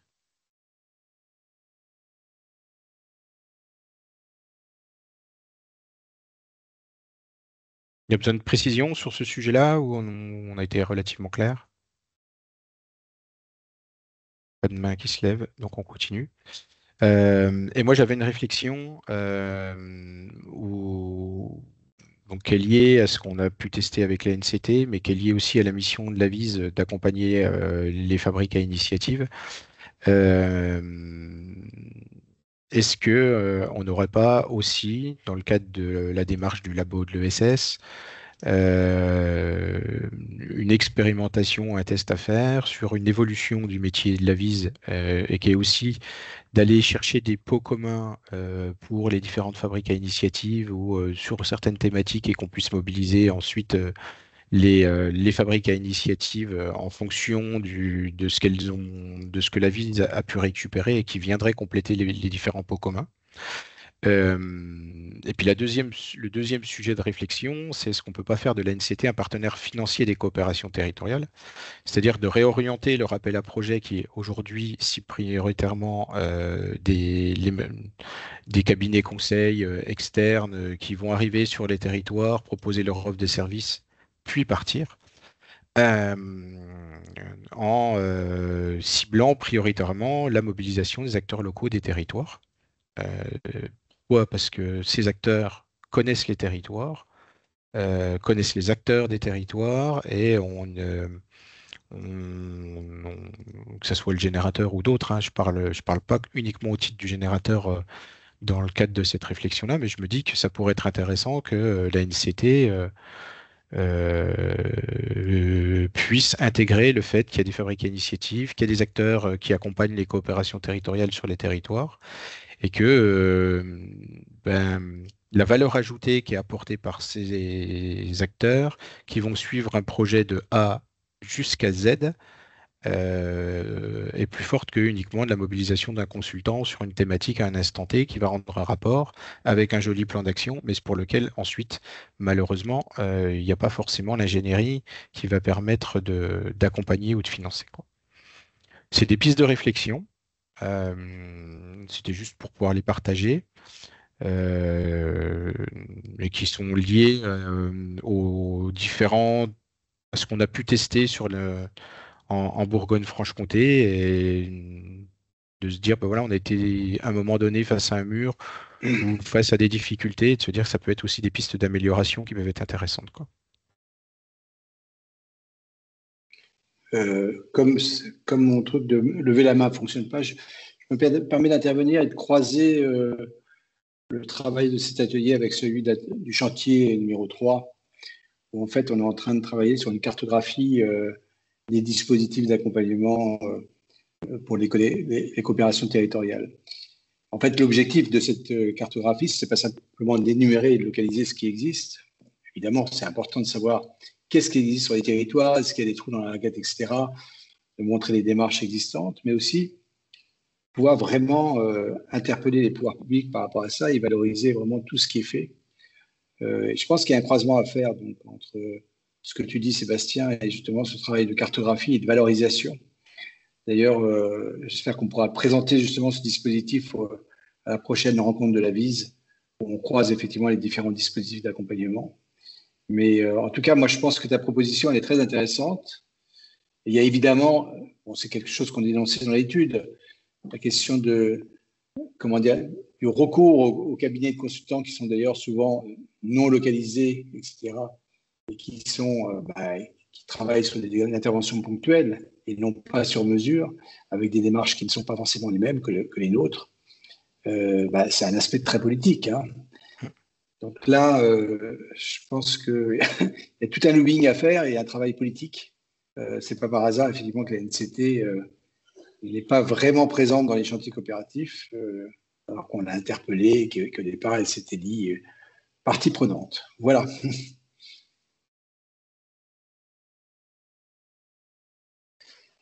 Moi, je laisse le sujet ouvert et puis en débat. En tout cas, moi, j'ai fini ma prise de parole à ce niveau-là.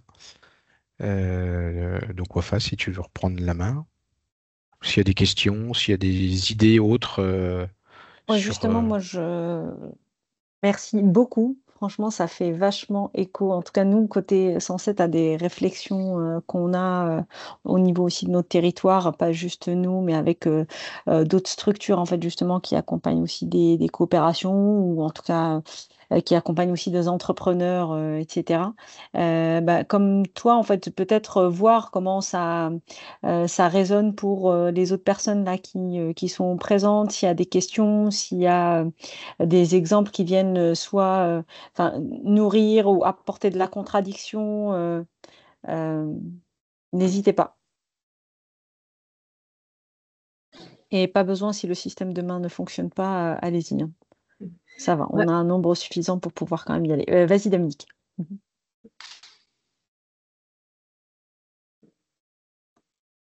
Voilà. Alors, je suis en plein dans le soleil, donc c'est pas grave. J'enlève ma caméra. Oui, moi, ça fait écho quand même à justement dans le cadre du programme dans lequel nous sommes avec l'ADEME, justement aussi, qui s'appelle Coopter, donc dont j'ai parlé au départ, qui s'appelle Territoire de services et de coopération, qui est très lié aussi à la démarche de l'économie de la fonctionnalité et de la coopération. Et ce que je trouve quand même intéressant, pour le coup, c'est le phasage dans lequel on s'est engagé. À partir du moment où on est un projet, donc on était un projet en émergence aussi, un projet de territoire, mais autour d'une thématique un peu spécifique, autour de l'alimentation, autour des questions de l'alimentation, du gaspillage, enfin voilà, lutte contre le gaspillage alimentaire, etc. Mais surtout de comment on crée un écosystème coopératif territorialisé sur un territoire autour de ces questions-là, et donc de tisser les coopérations nécessaires pour pouvoir répondre aux différents besoins, notamment évidemment des populations. Donc comment on peut petit à petit par la coopération essayer de créer cet écosystème local qui réponde à des préoccupations globales. Et effectivement, dès qu'on est sur des projets de territoire comme ça, c'est des projets qu'il faut avoir à 8-10 ans. Et c'est ça la difficulté aussi, c'est-à-dire que je pense qu'il faut avoir des ambitions assez fortes sur ce type de projet dans les territoires, et il faut trouver effectivement des acteurs financiers qui acceptent d'accompagner ces projets de l'émergence au développement et à la consolidation.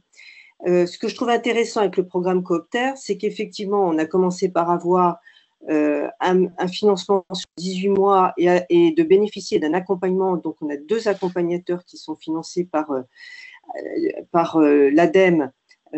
Donc, normalement, dans la majorité des cas, c'était financement à 70%, à hauteur de 70%. Donc, c'est quand même assez intéressant. Il faut trouver les 30% restants. Mais déjà, quand on a 70% d'un financement, ça permet quand même d'avoir une vision quand même un peu je dirais, un peu consolidée.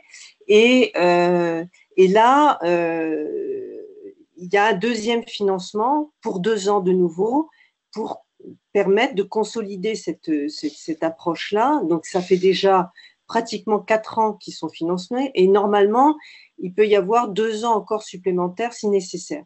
Donc là, je trouve qu'on rentre effectivement dans des processus qui sont plus sécurisants, je dirais, pour des projets. C'est-à-dire que ça permet de se projeter, quoi, vraiment dans l'avenir, de se projeter sur sur justement la construction des coopérations, parce qu'on sait effectivement, là je rejoins tout à fait la réflexion, le plus long c'est de créer ces coopérations, mais non seulement de les créer au départ, mais de les maintenir dans la durée, ce qui est encore une autre paire de manches. Et c'est pour ça que le financement, il faut vraiment le concevoir quand on est sur des projets de territoire. À mon avis, il ne faut vraiment pas hésiter à les concevoir, enfin je dis ça facilement, hein, les concevoir à long terme, et de trouver des financeurs qui acceptent d'accompagner ça comme ça. Et je pense que là, on est en train de, et j'espère qu'ils pourront venir témoigner une autre fois, la Fondation GRDF, mais on est justement en lien aussi avec cette fondation qui a envie de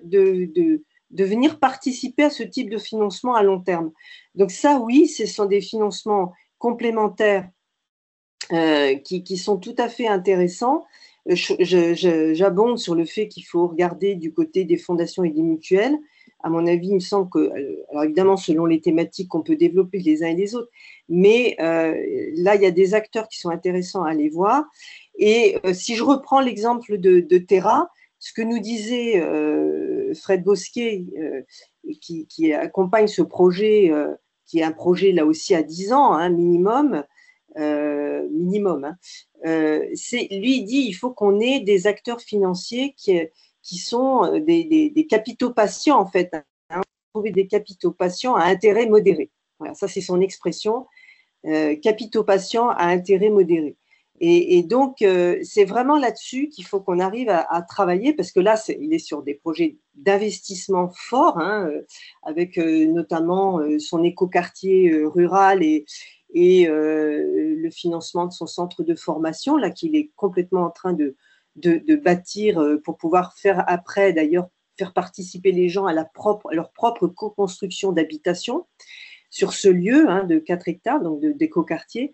Et évidemment, là, on est sur des projets qui sont des projets très ambitieux, mais qui intéressent des collectivités. La preuve, c'est qu'il y a la collectivité locale qui est complètement à fond là-dedans, et qu'il faut pouvoir accompagner, parce que générateur, comme disait Brigitte, évidemment générateur de valeur réelle, puisque c'est vraiment en direction des habitants et de cette coopération et de cette co-construction qui est faite avec les habitants.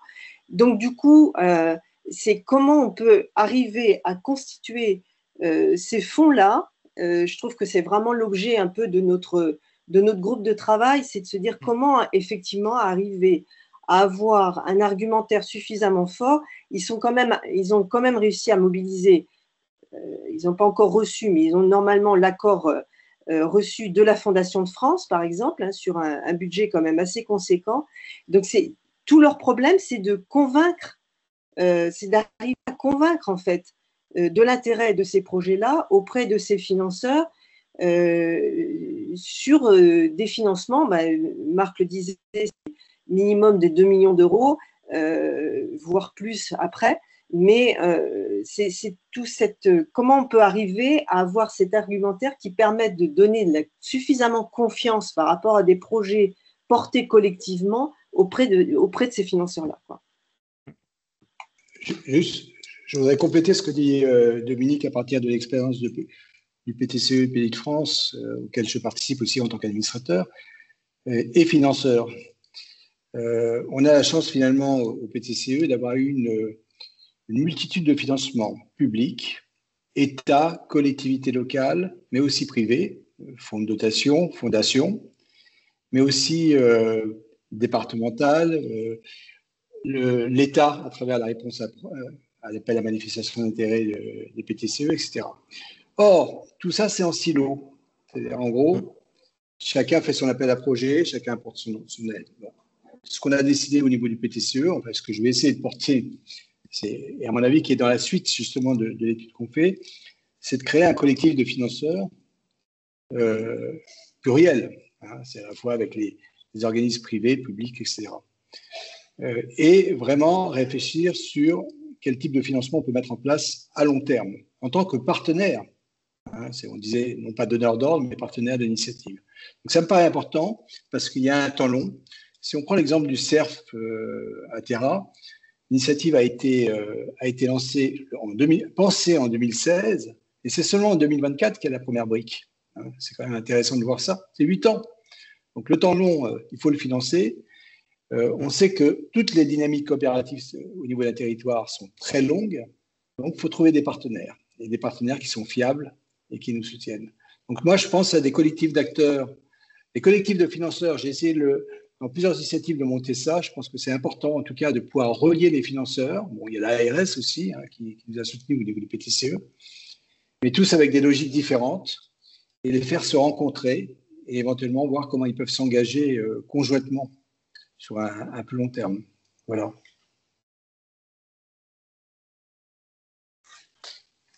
Merci Marc d'avoir complété, effectivement.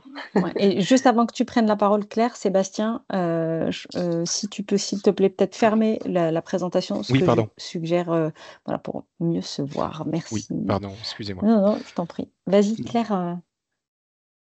Oui, rapidement, juste pour venir apporter des éléments peut-être d'expérience en fait à ces discussions sur les collectifs de financeurs. D'abord, moi, ce que j'observe, c'est que c'est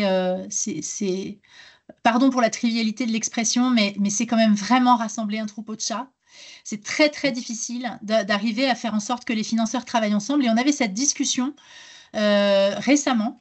Avec d'ailleurs des financeurs, donc des responsables de fondations qui viennent du milieu de la banque et qui s'étonnaient en fait que les fondations, par exemple, aient autant de mal à travailler ensemble, là où en fait assez classiquement, les pools bancaires ou les pools de banque se mettent en place facilement autour d'un projet, par exemple. Alors, là, il y a probablement des limites à la comparaison, mais quand même, cette réflexion qui a été partagée dans un groupe de fondations était intéressante et pour l'instant n'apportait pas de solution. Et moi, je trouve que ce serait intéressant, s'il existe des collectifs de financeurs qui, quelque part, ce serait intéressant d'en faire une sorte de capitalisation d'expérience et de partager ça un peu largement, parce que je pense qu'il y a quelque chose si quelque chose marche quelque part, ce serait assez vertueux de montrer comment et de le faire savoir.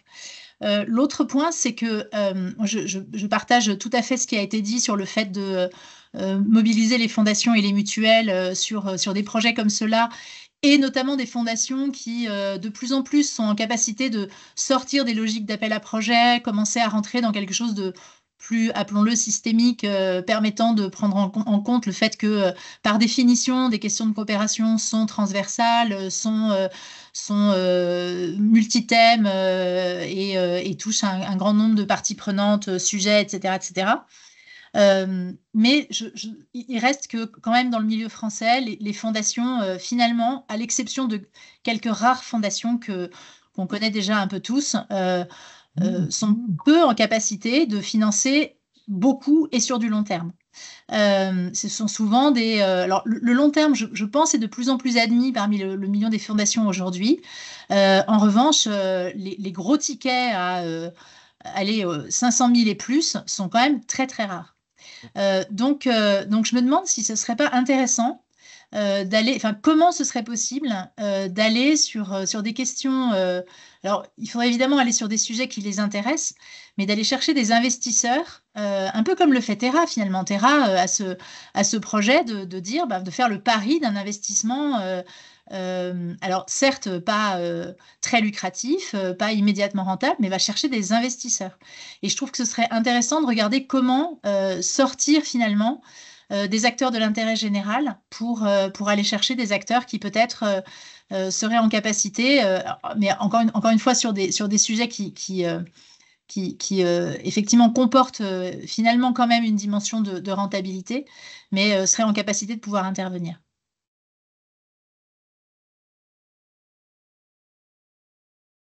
Merci beaucoup, Claire. Il me semble que Virginie voulait prendre aussi la suite.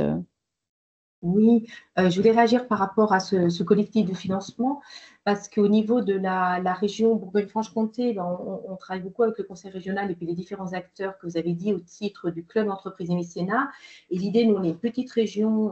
Il y a 20 ans, quand il y a eu le mécénat, on était une des dernières régions sur les financements privés. Donc, en fait, on a été un collectif de chefs d'entreprise en disant qu'il faut faire quelque chose pour notre territoire. Donc, on a commencé la Bourgogne et quand il y a eu le rapprochement Bourgogne-Franche-Comté, on a été voir les Franc-Comtois pour dire autant mutualiser. On a mutualisé toute notre expertise pour pouvoir le déployer. Et l'idée, alors sur ce que vous disiez, on a des directions régionales de grands groupes, on a évidemment dans ces directions, on a des directions, mais il y a les représentants des fondations. On a rejoint des TPE, des PME, des directions régionales de grandes entreprises. Sur notre territoire, on n'a pas de grandes entreprises. Hein. On a quelques ETI. L'idée, c'est d'arriver dans ce cofinancement. Et en fait, on se partage nos projets. C'est-à-dire qu'avec les différents acteurs, par exemple, il y a des appels à projets d'autres acteurs qu'on connaît, d'ailleurs qui sont publics ou privés, puisque quand il y a l'appel à projet du conseil régional, on va relayer l'appel. Inversement, quand nous, on le lance, pour arriver à cofinancer. Et la demande sur notre territoire, c'est vraiment d'avoir des projets stratégiques et d'être capable de les cofinancer. Donc, c'est d'arriver à répertorier les financements, les différents financements. Par contre, la difficulté que vous évoquez, c'est que selon l'organisation de l'entreprise, les financements diffèrent. Hein. Entre vous parlez des fondations, vous avez raison, une fondation, elle soutient l'émergence d'un projet, le lancement d'un projet, la pérennisation du projet, mais elle n'a pas pour objet de financer ou alors sur 3 ans un projet. Donc après, il faut arriver à des cofinancements. Et je pense qu'il y a des acteurs qui ne sont pas dans votre cadre, mais qui pourraient peut-être être intéressants. Notamment, je pense à l'Association française des fundraisers, qui est justement sur le fundraising, qui est la stratégie de levée de fonds au sens général et qui va permettre d'allier tous les financements. Parce que quand on parle de fondation, on n'est que dans du mécénat. Et le problème, c'est qu'on est limité une fondation à un fonds de dotation. Il y a beaucoup de dérives, mais normalement, on ne peut financer que des porteurs de projets d'intérêt général. Or, il y a pas mal de projets aujourd'hui qui émergent qui ne relèvent pas au sens fiscal de l'intérêt général, donc qui ne peuvent pas être financés par les fondations. Hein, parce qu'il faut être reconnu d'intérêt général. Et on arrive de plus en plus à des montages juridiques et fiscaux où on a une structure qui est d'intérêt général qui peut être sur des missions d'intérêt général, mais à côté de ça, une structure qui va être sous forme de coopérative, qui va être plus avec l'agrément ESUS, et il va falloir qu'on aille articuler les différents financements. Mais je pense que vous avez des relais en région, vous avez des pôles mécénats, vous avez des clubs d'entreprise par territoire en lien avec le mécénat, vous avez le relais de l'AFF, de l'AMICAL, c'est peut-être des acteurs aussi parce qu'ils essaient de déployer des initiatives territoriales de cofinancement parce que c'est quand même une demande. Et aussi, là, vous évoquiez, bon, c'est vrai que la labo de l'ESS travaille beaucoup avec la G2R La Mondiale, je fais partie du comité de direction au démarrage de la fondation. On va avoir différentes lignes de financement, ce qui est très compliqué pour un porteur de projet. Si je prends le cas de la G2R, je vais avoir la fondation, j'ai 2 fondations, j'ai une fondation d'entreprise, une fondation vitalité artistique qui relève de la direction générale, mais j'ai aussi l'action sociale qui n'a strictement rien à voir, qui sont des fonds sociaux. J'ai aussi des financements de partenariat de la direction régionale, donc un porteur de projet sur une même entreprise, il peut être complètement permis.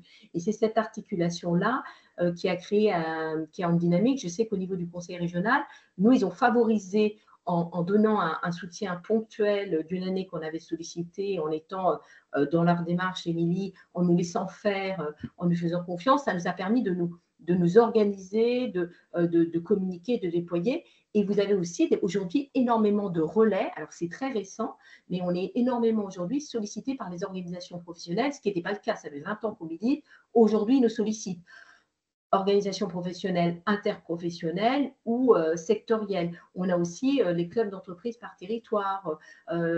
Voilà, donc je pense qu'il y a une dynamique nouvelle parce que les gens se rendent bien compte qu'il va falloir qu'on arrive en cofinancement, ce qui n'était pas le cas au démarrage de la loi de 2003 sur le mécénat, mais qu'en financement pour financer des porteurs de projets.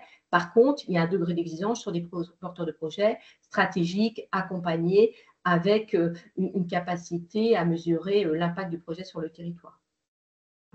Et vous avez, quand vous parlez des fondations fonds de dotation, il y a peut-être aussi la plateforme, il y a Jérôme Auriac avec la plateforme YesAsso, je ne sais pas si vous la connaissez, qui répertorie toutes les fondations fonds de dotation qui sont redistributrices, parce qu'il y a des fondations qu'on crée, qu'une association va pouvoir créer ou un porteur de projet pour lui-même. Donc, il ne redistribue pas aux autres. Là, vous avez aussi peut-être c'est des acteurs à mobiliser dans une dynamique, dans une expérimentation qui permettrait d'expérimenter et de déployer. Donc, il y a pas mal d'acteurs. Moi, je pourrais vous transmettre des coordonnées de ces acteurs parce qu'on est complètement… je sais que nous, notre fonds de dotation, on l'a créé en 2014.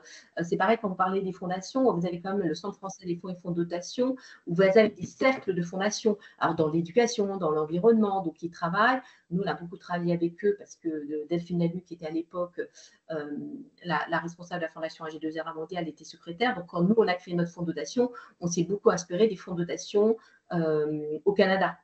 Faire un fonds de dotation territorial avec les acteurs du territoire. Donc, et puis, la volonté de cofinancement, elle existe entre les entreprises. Par contre, il y a certains secteurs d'activité, la coopération est plus difficile.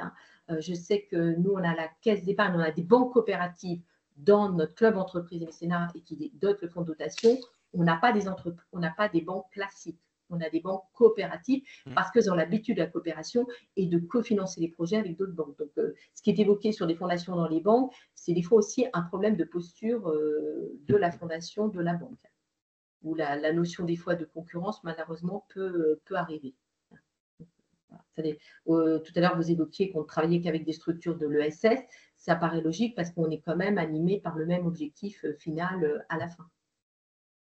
On a la chance d'avoir une banque coopérative et je pense que Marie voulait peut-être aussi intervenir. Ouais, bah, du coup, c'est parfait. La transition, elle est toute trouvée. Alors, moi, je suis un peu un mouton à 5 pattes dans cette réunion parce qu'à la fois, aujourd'hui, je suis responsable de la clientèle ESS pour les caisses d'épargne. Mais c'est vrai qu'avant, j'étais en charge du mécénat national des caisses d'épargne. Et il se trouve que je suis aussi adjointe à la maire de ma ville et que je vois un peu comment ça se passe dans certains territoires. Je dirais juste déjà, je vais me permettre de mettre un peu ma casquette d'élu.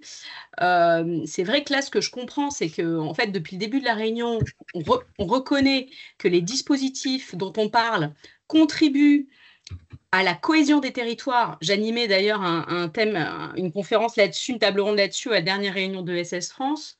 Et c'est clair, au développement économique des territoires, renforcement de l'impact social et environnemental des territoires. Donc, du coup, pour moi, ça, c'est de la politique publique, quoi. Et donc, moi, je pense qu'on va pouvoir aussi… va falloir couper les cheveux. Enfin, c'est compliqué d'essayer de trouver des financements dans la durée et récurrents pour financer quelque chose qui est en fait de l'ordre de la politique publique. Donc, la période, elle est peut-être justement un peu instable politiquement et particulièrement bien choisie pour, je pense, aussi interpeller un certain nombre d'élus, etc. Ça, c'était une petite parenthèse. Parce que, du coup, je pense aussi que le sujet, c'est la valorisation. Parce que, est-ce que tout le monde comprend bien en quoi ces actions contribuent effectivement à la création de richesse et de valeur, et aussi de richesse extra-financière, bien sûr, dans le territoire.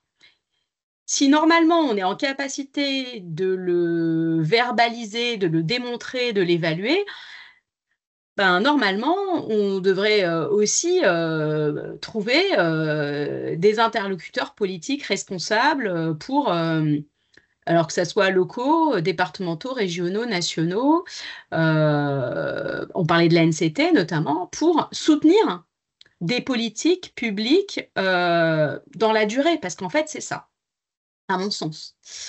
Donc ça, c'était un premier point.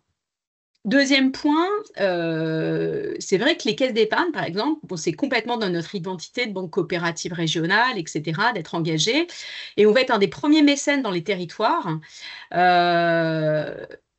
Et en tant que premier mécène, on va avoir des enveloppes selon les régions de 500 000 € à 2 millions, 2 millions pour les plus grosses caisses de mécénat dans une région par an. Donc après, quand on se dit sur des projets, on a besoin de façon récurrente de plusieurs centaines de milliers d'euros pour financer le fonctionnement d'un incubateur, accélérateur, on l'appellera comme on veut, forcément, vous voyez, par rapport à la taille des budgets, ça va être aussi compliqué de se dire, voilà, moi, pendant 10 ans, ma politique mécénat, elle part là-dedans. Alors après, ça n'empêche pas les caisses régionales de financer beaucoup les acteurs de l'accompagnement. Là, nous, on a soutenu le KIF, mais au niveau national sur un budget très modeste. Mais ce qui est intéressant dans le KIF, c'est que c'est la réunion de Atis pour Nouvelle-Aquitaine, de Rhône-Alpia, de Première Brique, de l'Adresse. Bon, bah, tous ces acteurs-là, on les finance. Mais par contre, on ne les finance pas sur des montants voilà, suffisamment significatifs pour pour porter l'entièreté d'un programme comme celui-là qui est vraiment ambitieux et dont j'ai écouté attentivement la présentation. Moi, je souscris pleinement. Je trouve que voilà, c'est pertinent, il faut ça, etc. Donc, la conséquence, effectivement, c'est que ça va être une question d'hybridation des financements.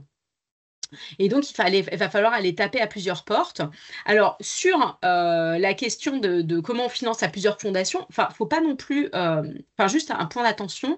C'est vrai que quand on est dans la banque, on se dit la règle de base, c'est on adapte le financement à l'objet qui va financer. Donc, sur un projet à court terme, on peut avoir un financement court terme. Sur un projet long, on va un financement long terme.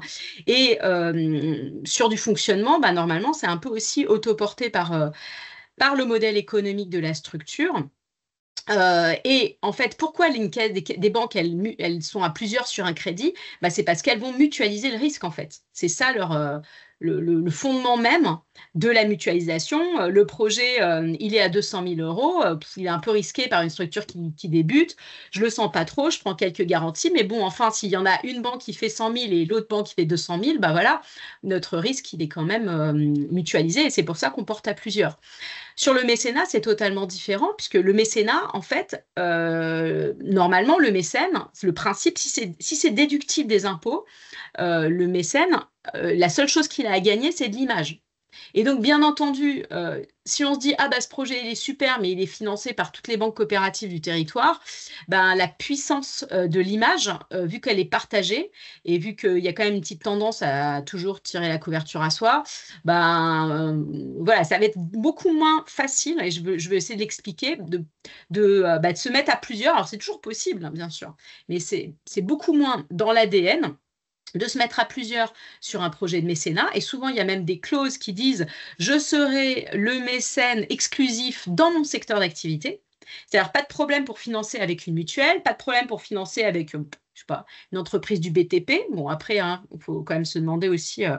voilà, quel est bref, après on a la question de la source de l'argent et quelle est sa qualité, mais bon, peu importe, ou une grande entreprise, peu importe, mais je serai le seul banquier, ça c'est souvent des clauses qu'il y a dans le mécénat pour dire je serai le seul dans mon secteur d'activité, du coup la concurrence elle est un petit peu limitée, ça n'empêche pas d'être à plusieurs sur un projet, mais au moins je peux m'afficher par exemple en tant que banque, mais pas partager l'image avec mes concurrences qui baisseraient l'impact du projet. Voilà. Je ne veux pas justifier, je veux juste essayer d'expliquer le mode de réflexion. Du coup, oui à l'hybridation des financements. Compliqué d'avoir des financements durables. Et sinon, je souscris totalement à la question du capital patient. Ça peut être aussi sur des fonds d'investissement, mais là encore, il va falloir des grosses structures assez pérennes pour pouvoir porter ça dans la durée, parce que les fonds d'investissement principaux voilà, vont vouloir avoir quelque chose d'assez stable. Ne pas négliger quand même qu'on va avoir de plus en plus, et je conclurai là-dessus, d'épargnants ou de grands investisseurs institutionnels qui s'intéressent de plus en plus à l'impact extra-financier de leur placement et donc qui vont être de plus en plus ouverts à renoncer à une partie de la rentabilité financière pour peu qu'on leur démontre une rentabilité extra-financière et notamment de développement de territoire. Donc, c'est peut-être aussi quelque chose à creuser. Et je voulais juste conclure, je sais qu'à une époque, on avait un peu travaillé avec le Rameau aussi, sur un truc qui s'appelait Pionnier des territoires. Enfin, vous allez voir ce que je veux dire. Et donc, peut-être que regarder un petit peu les ressources du Rameau et comment eux, ils avaient travaillé sur les outils de financement pour appuyer ces dispositifs, ça peut être utile. Voilà. En tout cas, merci de cet échange très intéressant. Ouais, carrément. Merci Virginie. Et puis, comme je vois aussi l'heure passer, je t'en prie Virginie, on pourra aussi Très rapidement, pour conclure. répondre pour avoir vraiment la caisse d'épargne qui est à l'origine de la création du club entreprise et mécénat, je rejoins ce que vous dites. En fait, sur des projets, on va avoir des banques qui vont être là. Par contre, la création d'un fonds de dotation territoriale permet d'être sur une coopération quand on l'a créé. Par exemple, la caisse d'épargne, elle va financer ses projets, elle a son propre fonds de dotation, elle a sa propre politique régionale sur la région Bourgogne-Franche-Comté et elle va abonder le fonds de dotation territoriale parce que là, on va soutenir des projets de territoire, on va lancer un appel à projet, on va mutualiser notre communication, on va solliciter des appels, on va les sélectionner ensemble et on va les primer ensemble. Et donc, ça complète l'image ça complète et surtout, ça nourrit aussi les entreprises de nouveaux porteurs de projets qu'elles ne cibleraient pas. Donc là, cette coopération, l'intérêt, en fait, il faut toujours qu'il soit croisé. Et en fait, la clé d'entrée, je sais que nous, au niveau du club, la clé d'entrée, c'est qu'on soit d'accord en termes de charte éthique et en termes de valeurs. C'est-à-dire que quelqu'un qui nous dirait « je rentre parce que je vais faire du business, je détourne le mécénat » et qui ne s'engagerait pas sur des missions bénévoles dans ses mandats, il ne peut pas intégrer le club entreprise et mécénat en Bourgogne-Franche-Comté, ce qui fait qu'on a refusé déjà des adhésions, ce qui surprend un peu parce que c'est aussi un ADN, mais c'est ce qui motive les entreprises, et on a un taux de fidélisation qui est très important de nos entreprises depuis l'origine, et ce qui nous amène, et je pense qu'il y a aussi les nouveaux entrepreneurs, les jeunes entrepreneurs qui créent, qui ont 30 ans, qui ont 40 ans, qui viennent peut-être de la tech, qui ont aussi ces valeurs, qui sont plus nourries qu'une ancienne génération, dont je fais partie, qui est plus dans leur ADN, qui l'ont connu dans leur cursus, et qui sont aussi, je suis d'accord avec vous, sur cette recherche d'un investissement. On ne cherche pas forcément la rentabilité, par contre l'intérêt pour le territoire, le rayonnement et la valorisation. Et on a aussi, je sais que sur notre région, on travaille beaucoup avec l'UDES sur la mesure d'impact, mais à un niveau facile et aussi faisable pour les structures de l'ESS. Voilà. Super intéressant. Merci beaucoup. Je ne sais pas s'il y a peut-être une dernière remarque. Il reste quelques… Juste une remarque, je rebondis sur Virginie.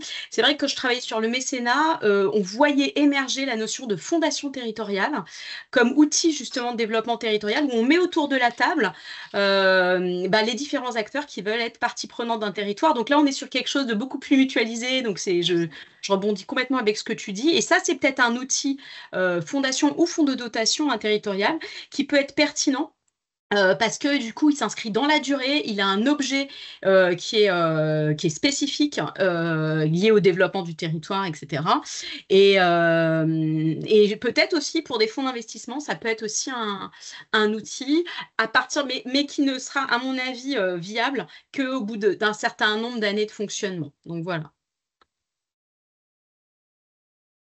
Juste pour rebondir, on pourrait vous donner la liste des fonds de dotation territoriaux, puisque c'est à la fois les deux têtes de réseau, Amical et LF, financent ce développement des fonds de dotation territoriaux. Je sais que nous, au niveau de la Bourgogne-Franche-Comté, on a témoigné de cette création vraiment en 2014, donc on est vraiment à l'émergence, parce que c'était 2008, la premier fonds de dotation territoriale, c'est une fondation reconnue d'utilité publique à Lille, parce que vraiment le Nord-Pas-de-Calais est fer de lance sur la coopération acteurs publics, acteurs privés depuis toujours, mais c'est aussi un exemple, initiative et qui vient en complémentarité des autres dispositifs. Donc ça, je pourrais vous donner des coordonnées, comme ça vous aurez déjà pour pouvoir s'appuyer, par exemple en Loire-Atlantique, qui sont hyper dynamiques. Moi, je veux bien, parce que j'ai noté des petites choses parfois là, quand vous avez parlé de Yes, Asso, j'ai mis le lien. Je suis vraiment partante pour que, en complément du support que nous a partagé Sébastien, peut-être que voilà, on l'agrémente aussi des exemples que vous avez donnés par-ci, par-là. Donc, vous avez normalement mon mail dans l'invitation, n'hésitez pas. Merci beaucoup, c'est franchement, enfin bref, c'est hyper intéressant. Marc, peut-être pour faire la transition avec le prochain temps du 2 octobre, qui est donc un temps interchantier. Donc, c'est la coopération avec toutes Nous, on était le chantier numéro 2, si je ne dis pas de bêtises, sur le financement. Et donc, je disais, il y en avait d'autres, et on se retrouve donc le 2 octobre aussi. Oui, très rapidement, bravo pour cet échange, parce que ça montre l'utilité d'avoir des espaces d'échange avec des acteurs pluriels à partir d'une expérience précise. Donc, il y aura vraiment la réflexion à avoir sur l'évolution de ce groupe, parce qu'il y a eu tout un temps où on a finalement peu travaillé, mais ça montre effectivement l'intérêt de pouvoir se regrouper. Alors, je rappelle que l'initiative des chantiers coopératifs, elle a démarré par une première rencontre le 19 octobre 2023 et on a fondé à partir de là une charte des chantiers coopératifs et on a créé un comité de pilotage à la fois restreint à partir des référents des chantiers coopératifs et plus large en intégrant un certain nombre d'organisations. Au dernier comité de pilotage, on a décidé de faire une journée interacteur le 2 octobre. Le matin, c'est plus une dynamique interne où on va essayer de valoriser le travail qui a été réalisé par les différents chantiers coopératifs. Et il y a eu du boulot qui a été fait, notamment, j'ai parlé rapidement de la cartographie des dispositifs d'accompagnement en coopération territoriale dans le chantier coopératif numéro 3, mais dans le chantier coopératif numéro 1 sur la question des métiers, la valorisation des métiers de la coopération, on avance et on avance bien. Voilà, et puis chantier numéro 4 et 5, on est en train aussi d'expérimenter un travail sur des expériences. Chantier numéro 5, c'est un chantier qui se nourrit des autres puisque c'est un chantier sur la question du plaidoyer. Donc, on en parlera. Donc, matin, valorisation du travail qui a été réalisé et pistes de travail. L'après-midi, ce sera un temps qui sera plus ouvert, je pense, avec une ouverture à des expériences complémentaires aussi et des acteurs qui sont extérieurs au chantier coopératif, ce qui permet effectivement de nourrir ça. On a, juste aussi pour conclure, on avait parlé du lien avec l'opération Milliard, puisque vous savez que cette opération réunit beaucoup d'acteurs et finalement a des préoccupations communes avec notre chantier. Donc, je pense qu'il y aura un temps de réflexion à avoir sur l'avenir du chantier coopératif numéro 2, c'est-à-dire comment on continue ensemble, comment on se relie aussi à cette démarche de l'opération Milliard qui finalement réunit tous les acteurs du financement et a effectivement des objectifs extrêmement ambitieux sur plusieurs années. Voilà. Donc, je n'anticipe pas. Bon, en tout cas, je crois que, enfin, on avait prévu aussi d'autres temps de réunion en septembre. Je sais pas, peut-être que toi, tu peux conclure par rapport à ça et par rapport à la suite du chantier. Alors en septembre, j'ai peut-être pas forcément, l'information, mais, enfin, il me semble qu'on devait reboucler encore avec, Mickaël pour voir justement Ouais, comment on prépare aussi mais le 2. oui, je pensais surtout le 2, mais aussi, je ne sais pas, Dominique, on avait parlé, c'est justement autour de cette expérience de financement et de mutualisation entre fonctions, peut-être partir d'un témoignage justement sur ce dispositif de financement. Mais voilà. En tout cas, je pense que les espaces d'échange ouverts sur des expériences plurielles sont vraiment intéressants et sont une bonne démarche pour faire avancer le chantier. Voilà, de toute façon, Complètement d'accord. Voilà, on reste en lien. Exactement. Moi, en tout cas, c'est l'occasion pour moi aussi de remercier à nouveau Sébastien et Émilie, voilà, pour ce bel exemple du générateur, je pense voilà, qui nous a bien inspiré et puis nourri les échanges et les réflexions. Effectivement, comme prochaine étape, moi j'aurais besoin de reboucler en fait avec Mickaël pour revenir vers vous parce qu'effectivement Dominique avait aussi suggéré l'intervention de la fondation GRDF. Après, compte tenu des agendas, c'était compliqué, donc on a sauté sur l'occasion de la date du 27 pour voir éventuellement comment on peut refaire un temps similaire aussi en zoomant plutôt sur voilà, cette fois-ci la fondation parce que ça a été aussi donné comme piste éventuellement d'évolution par Sébastien, donc ça fait vraiment le lien. Donc à ce moment-là, je vous proposerai à nouveau un petit sondage, un petit frama pour choisir la date et puis bien sûr le 2 octobre et surtout je vous partage le support, les quelques exemples qui ont été cités. Et pour rappel, on avait la plateforme ouverte dans laquelle je vais peut-être aussi mettre les quelques éléments pour l'avoir enfin, voilà, pour l'avoir aussi dans les deux.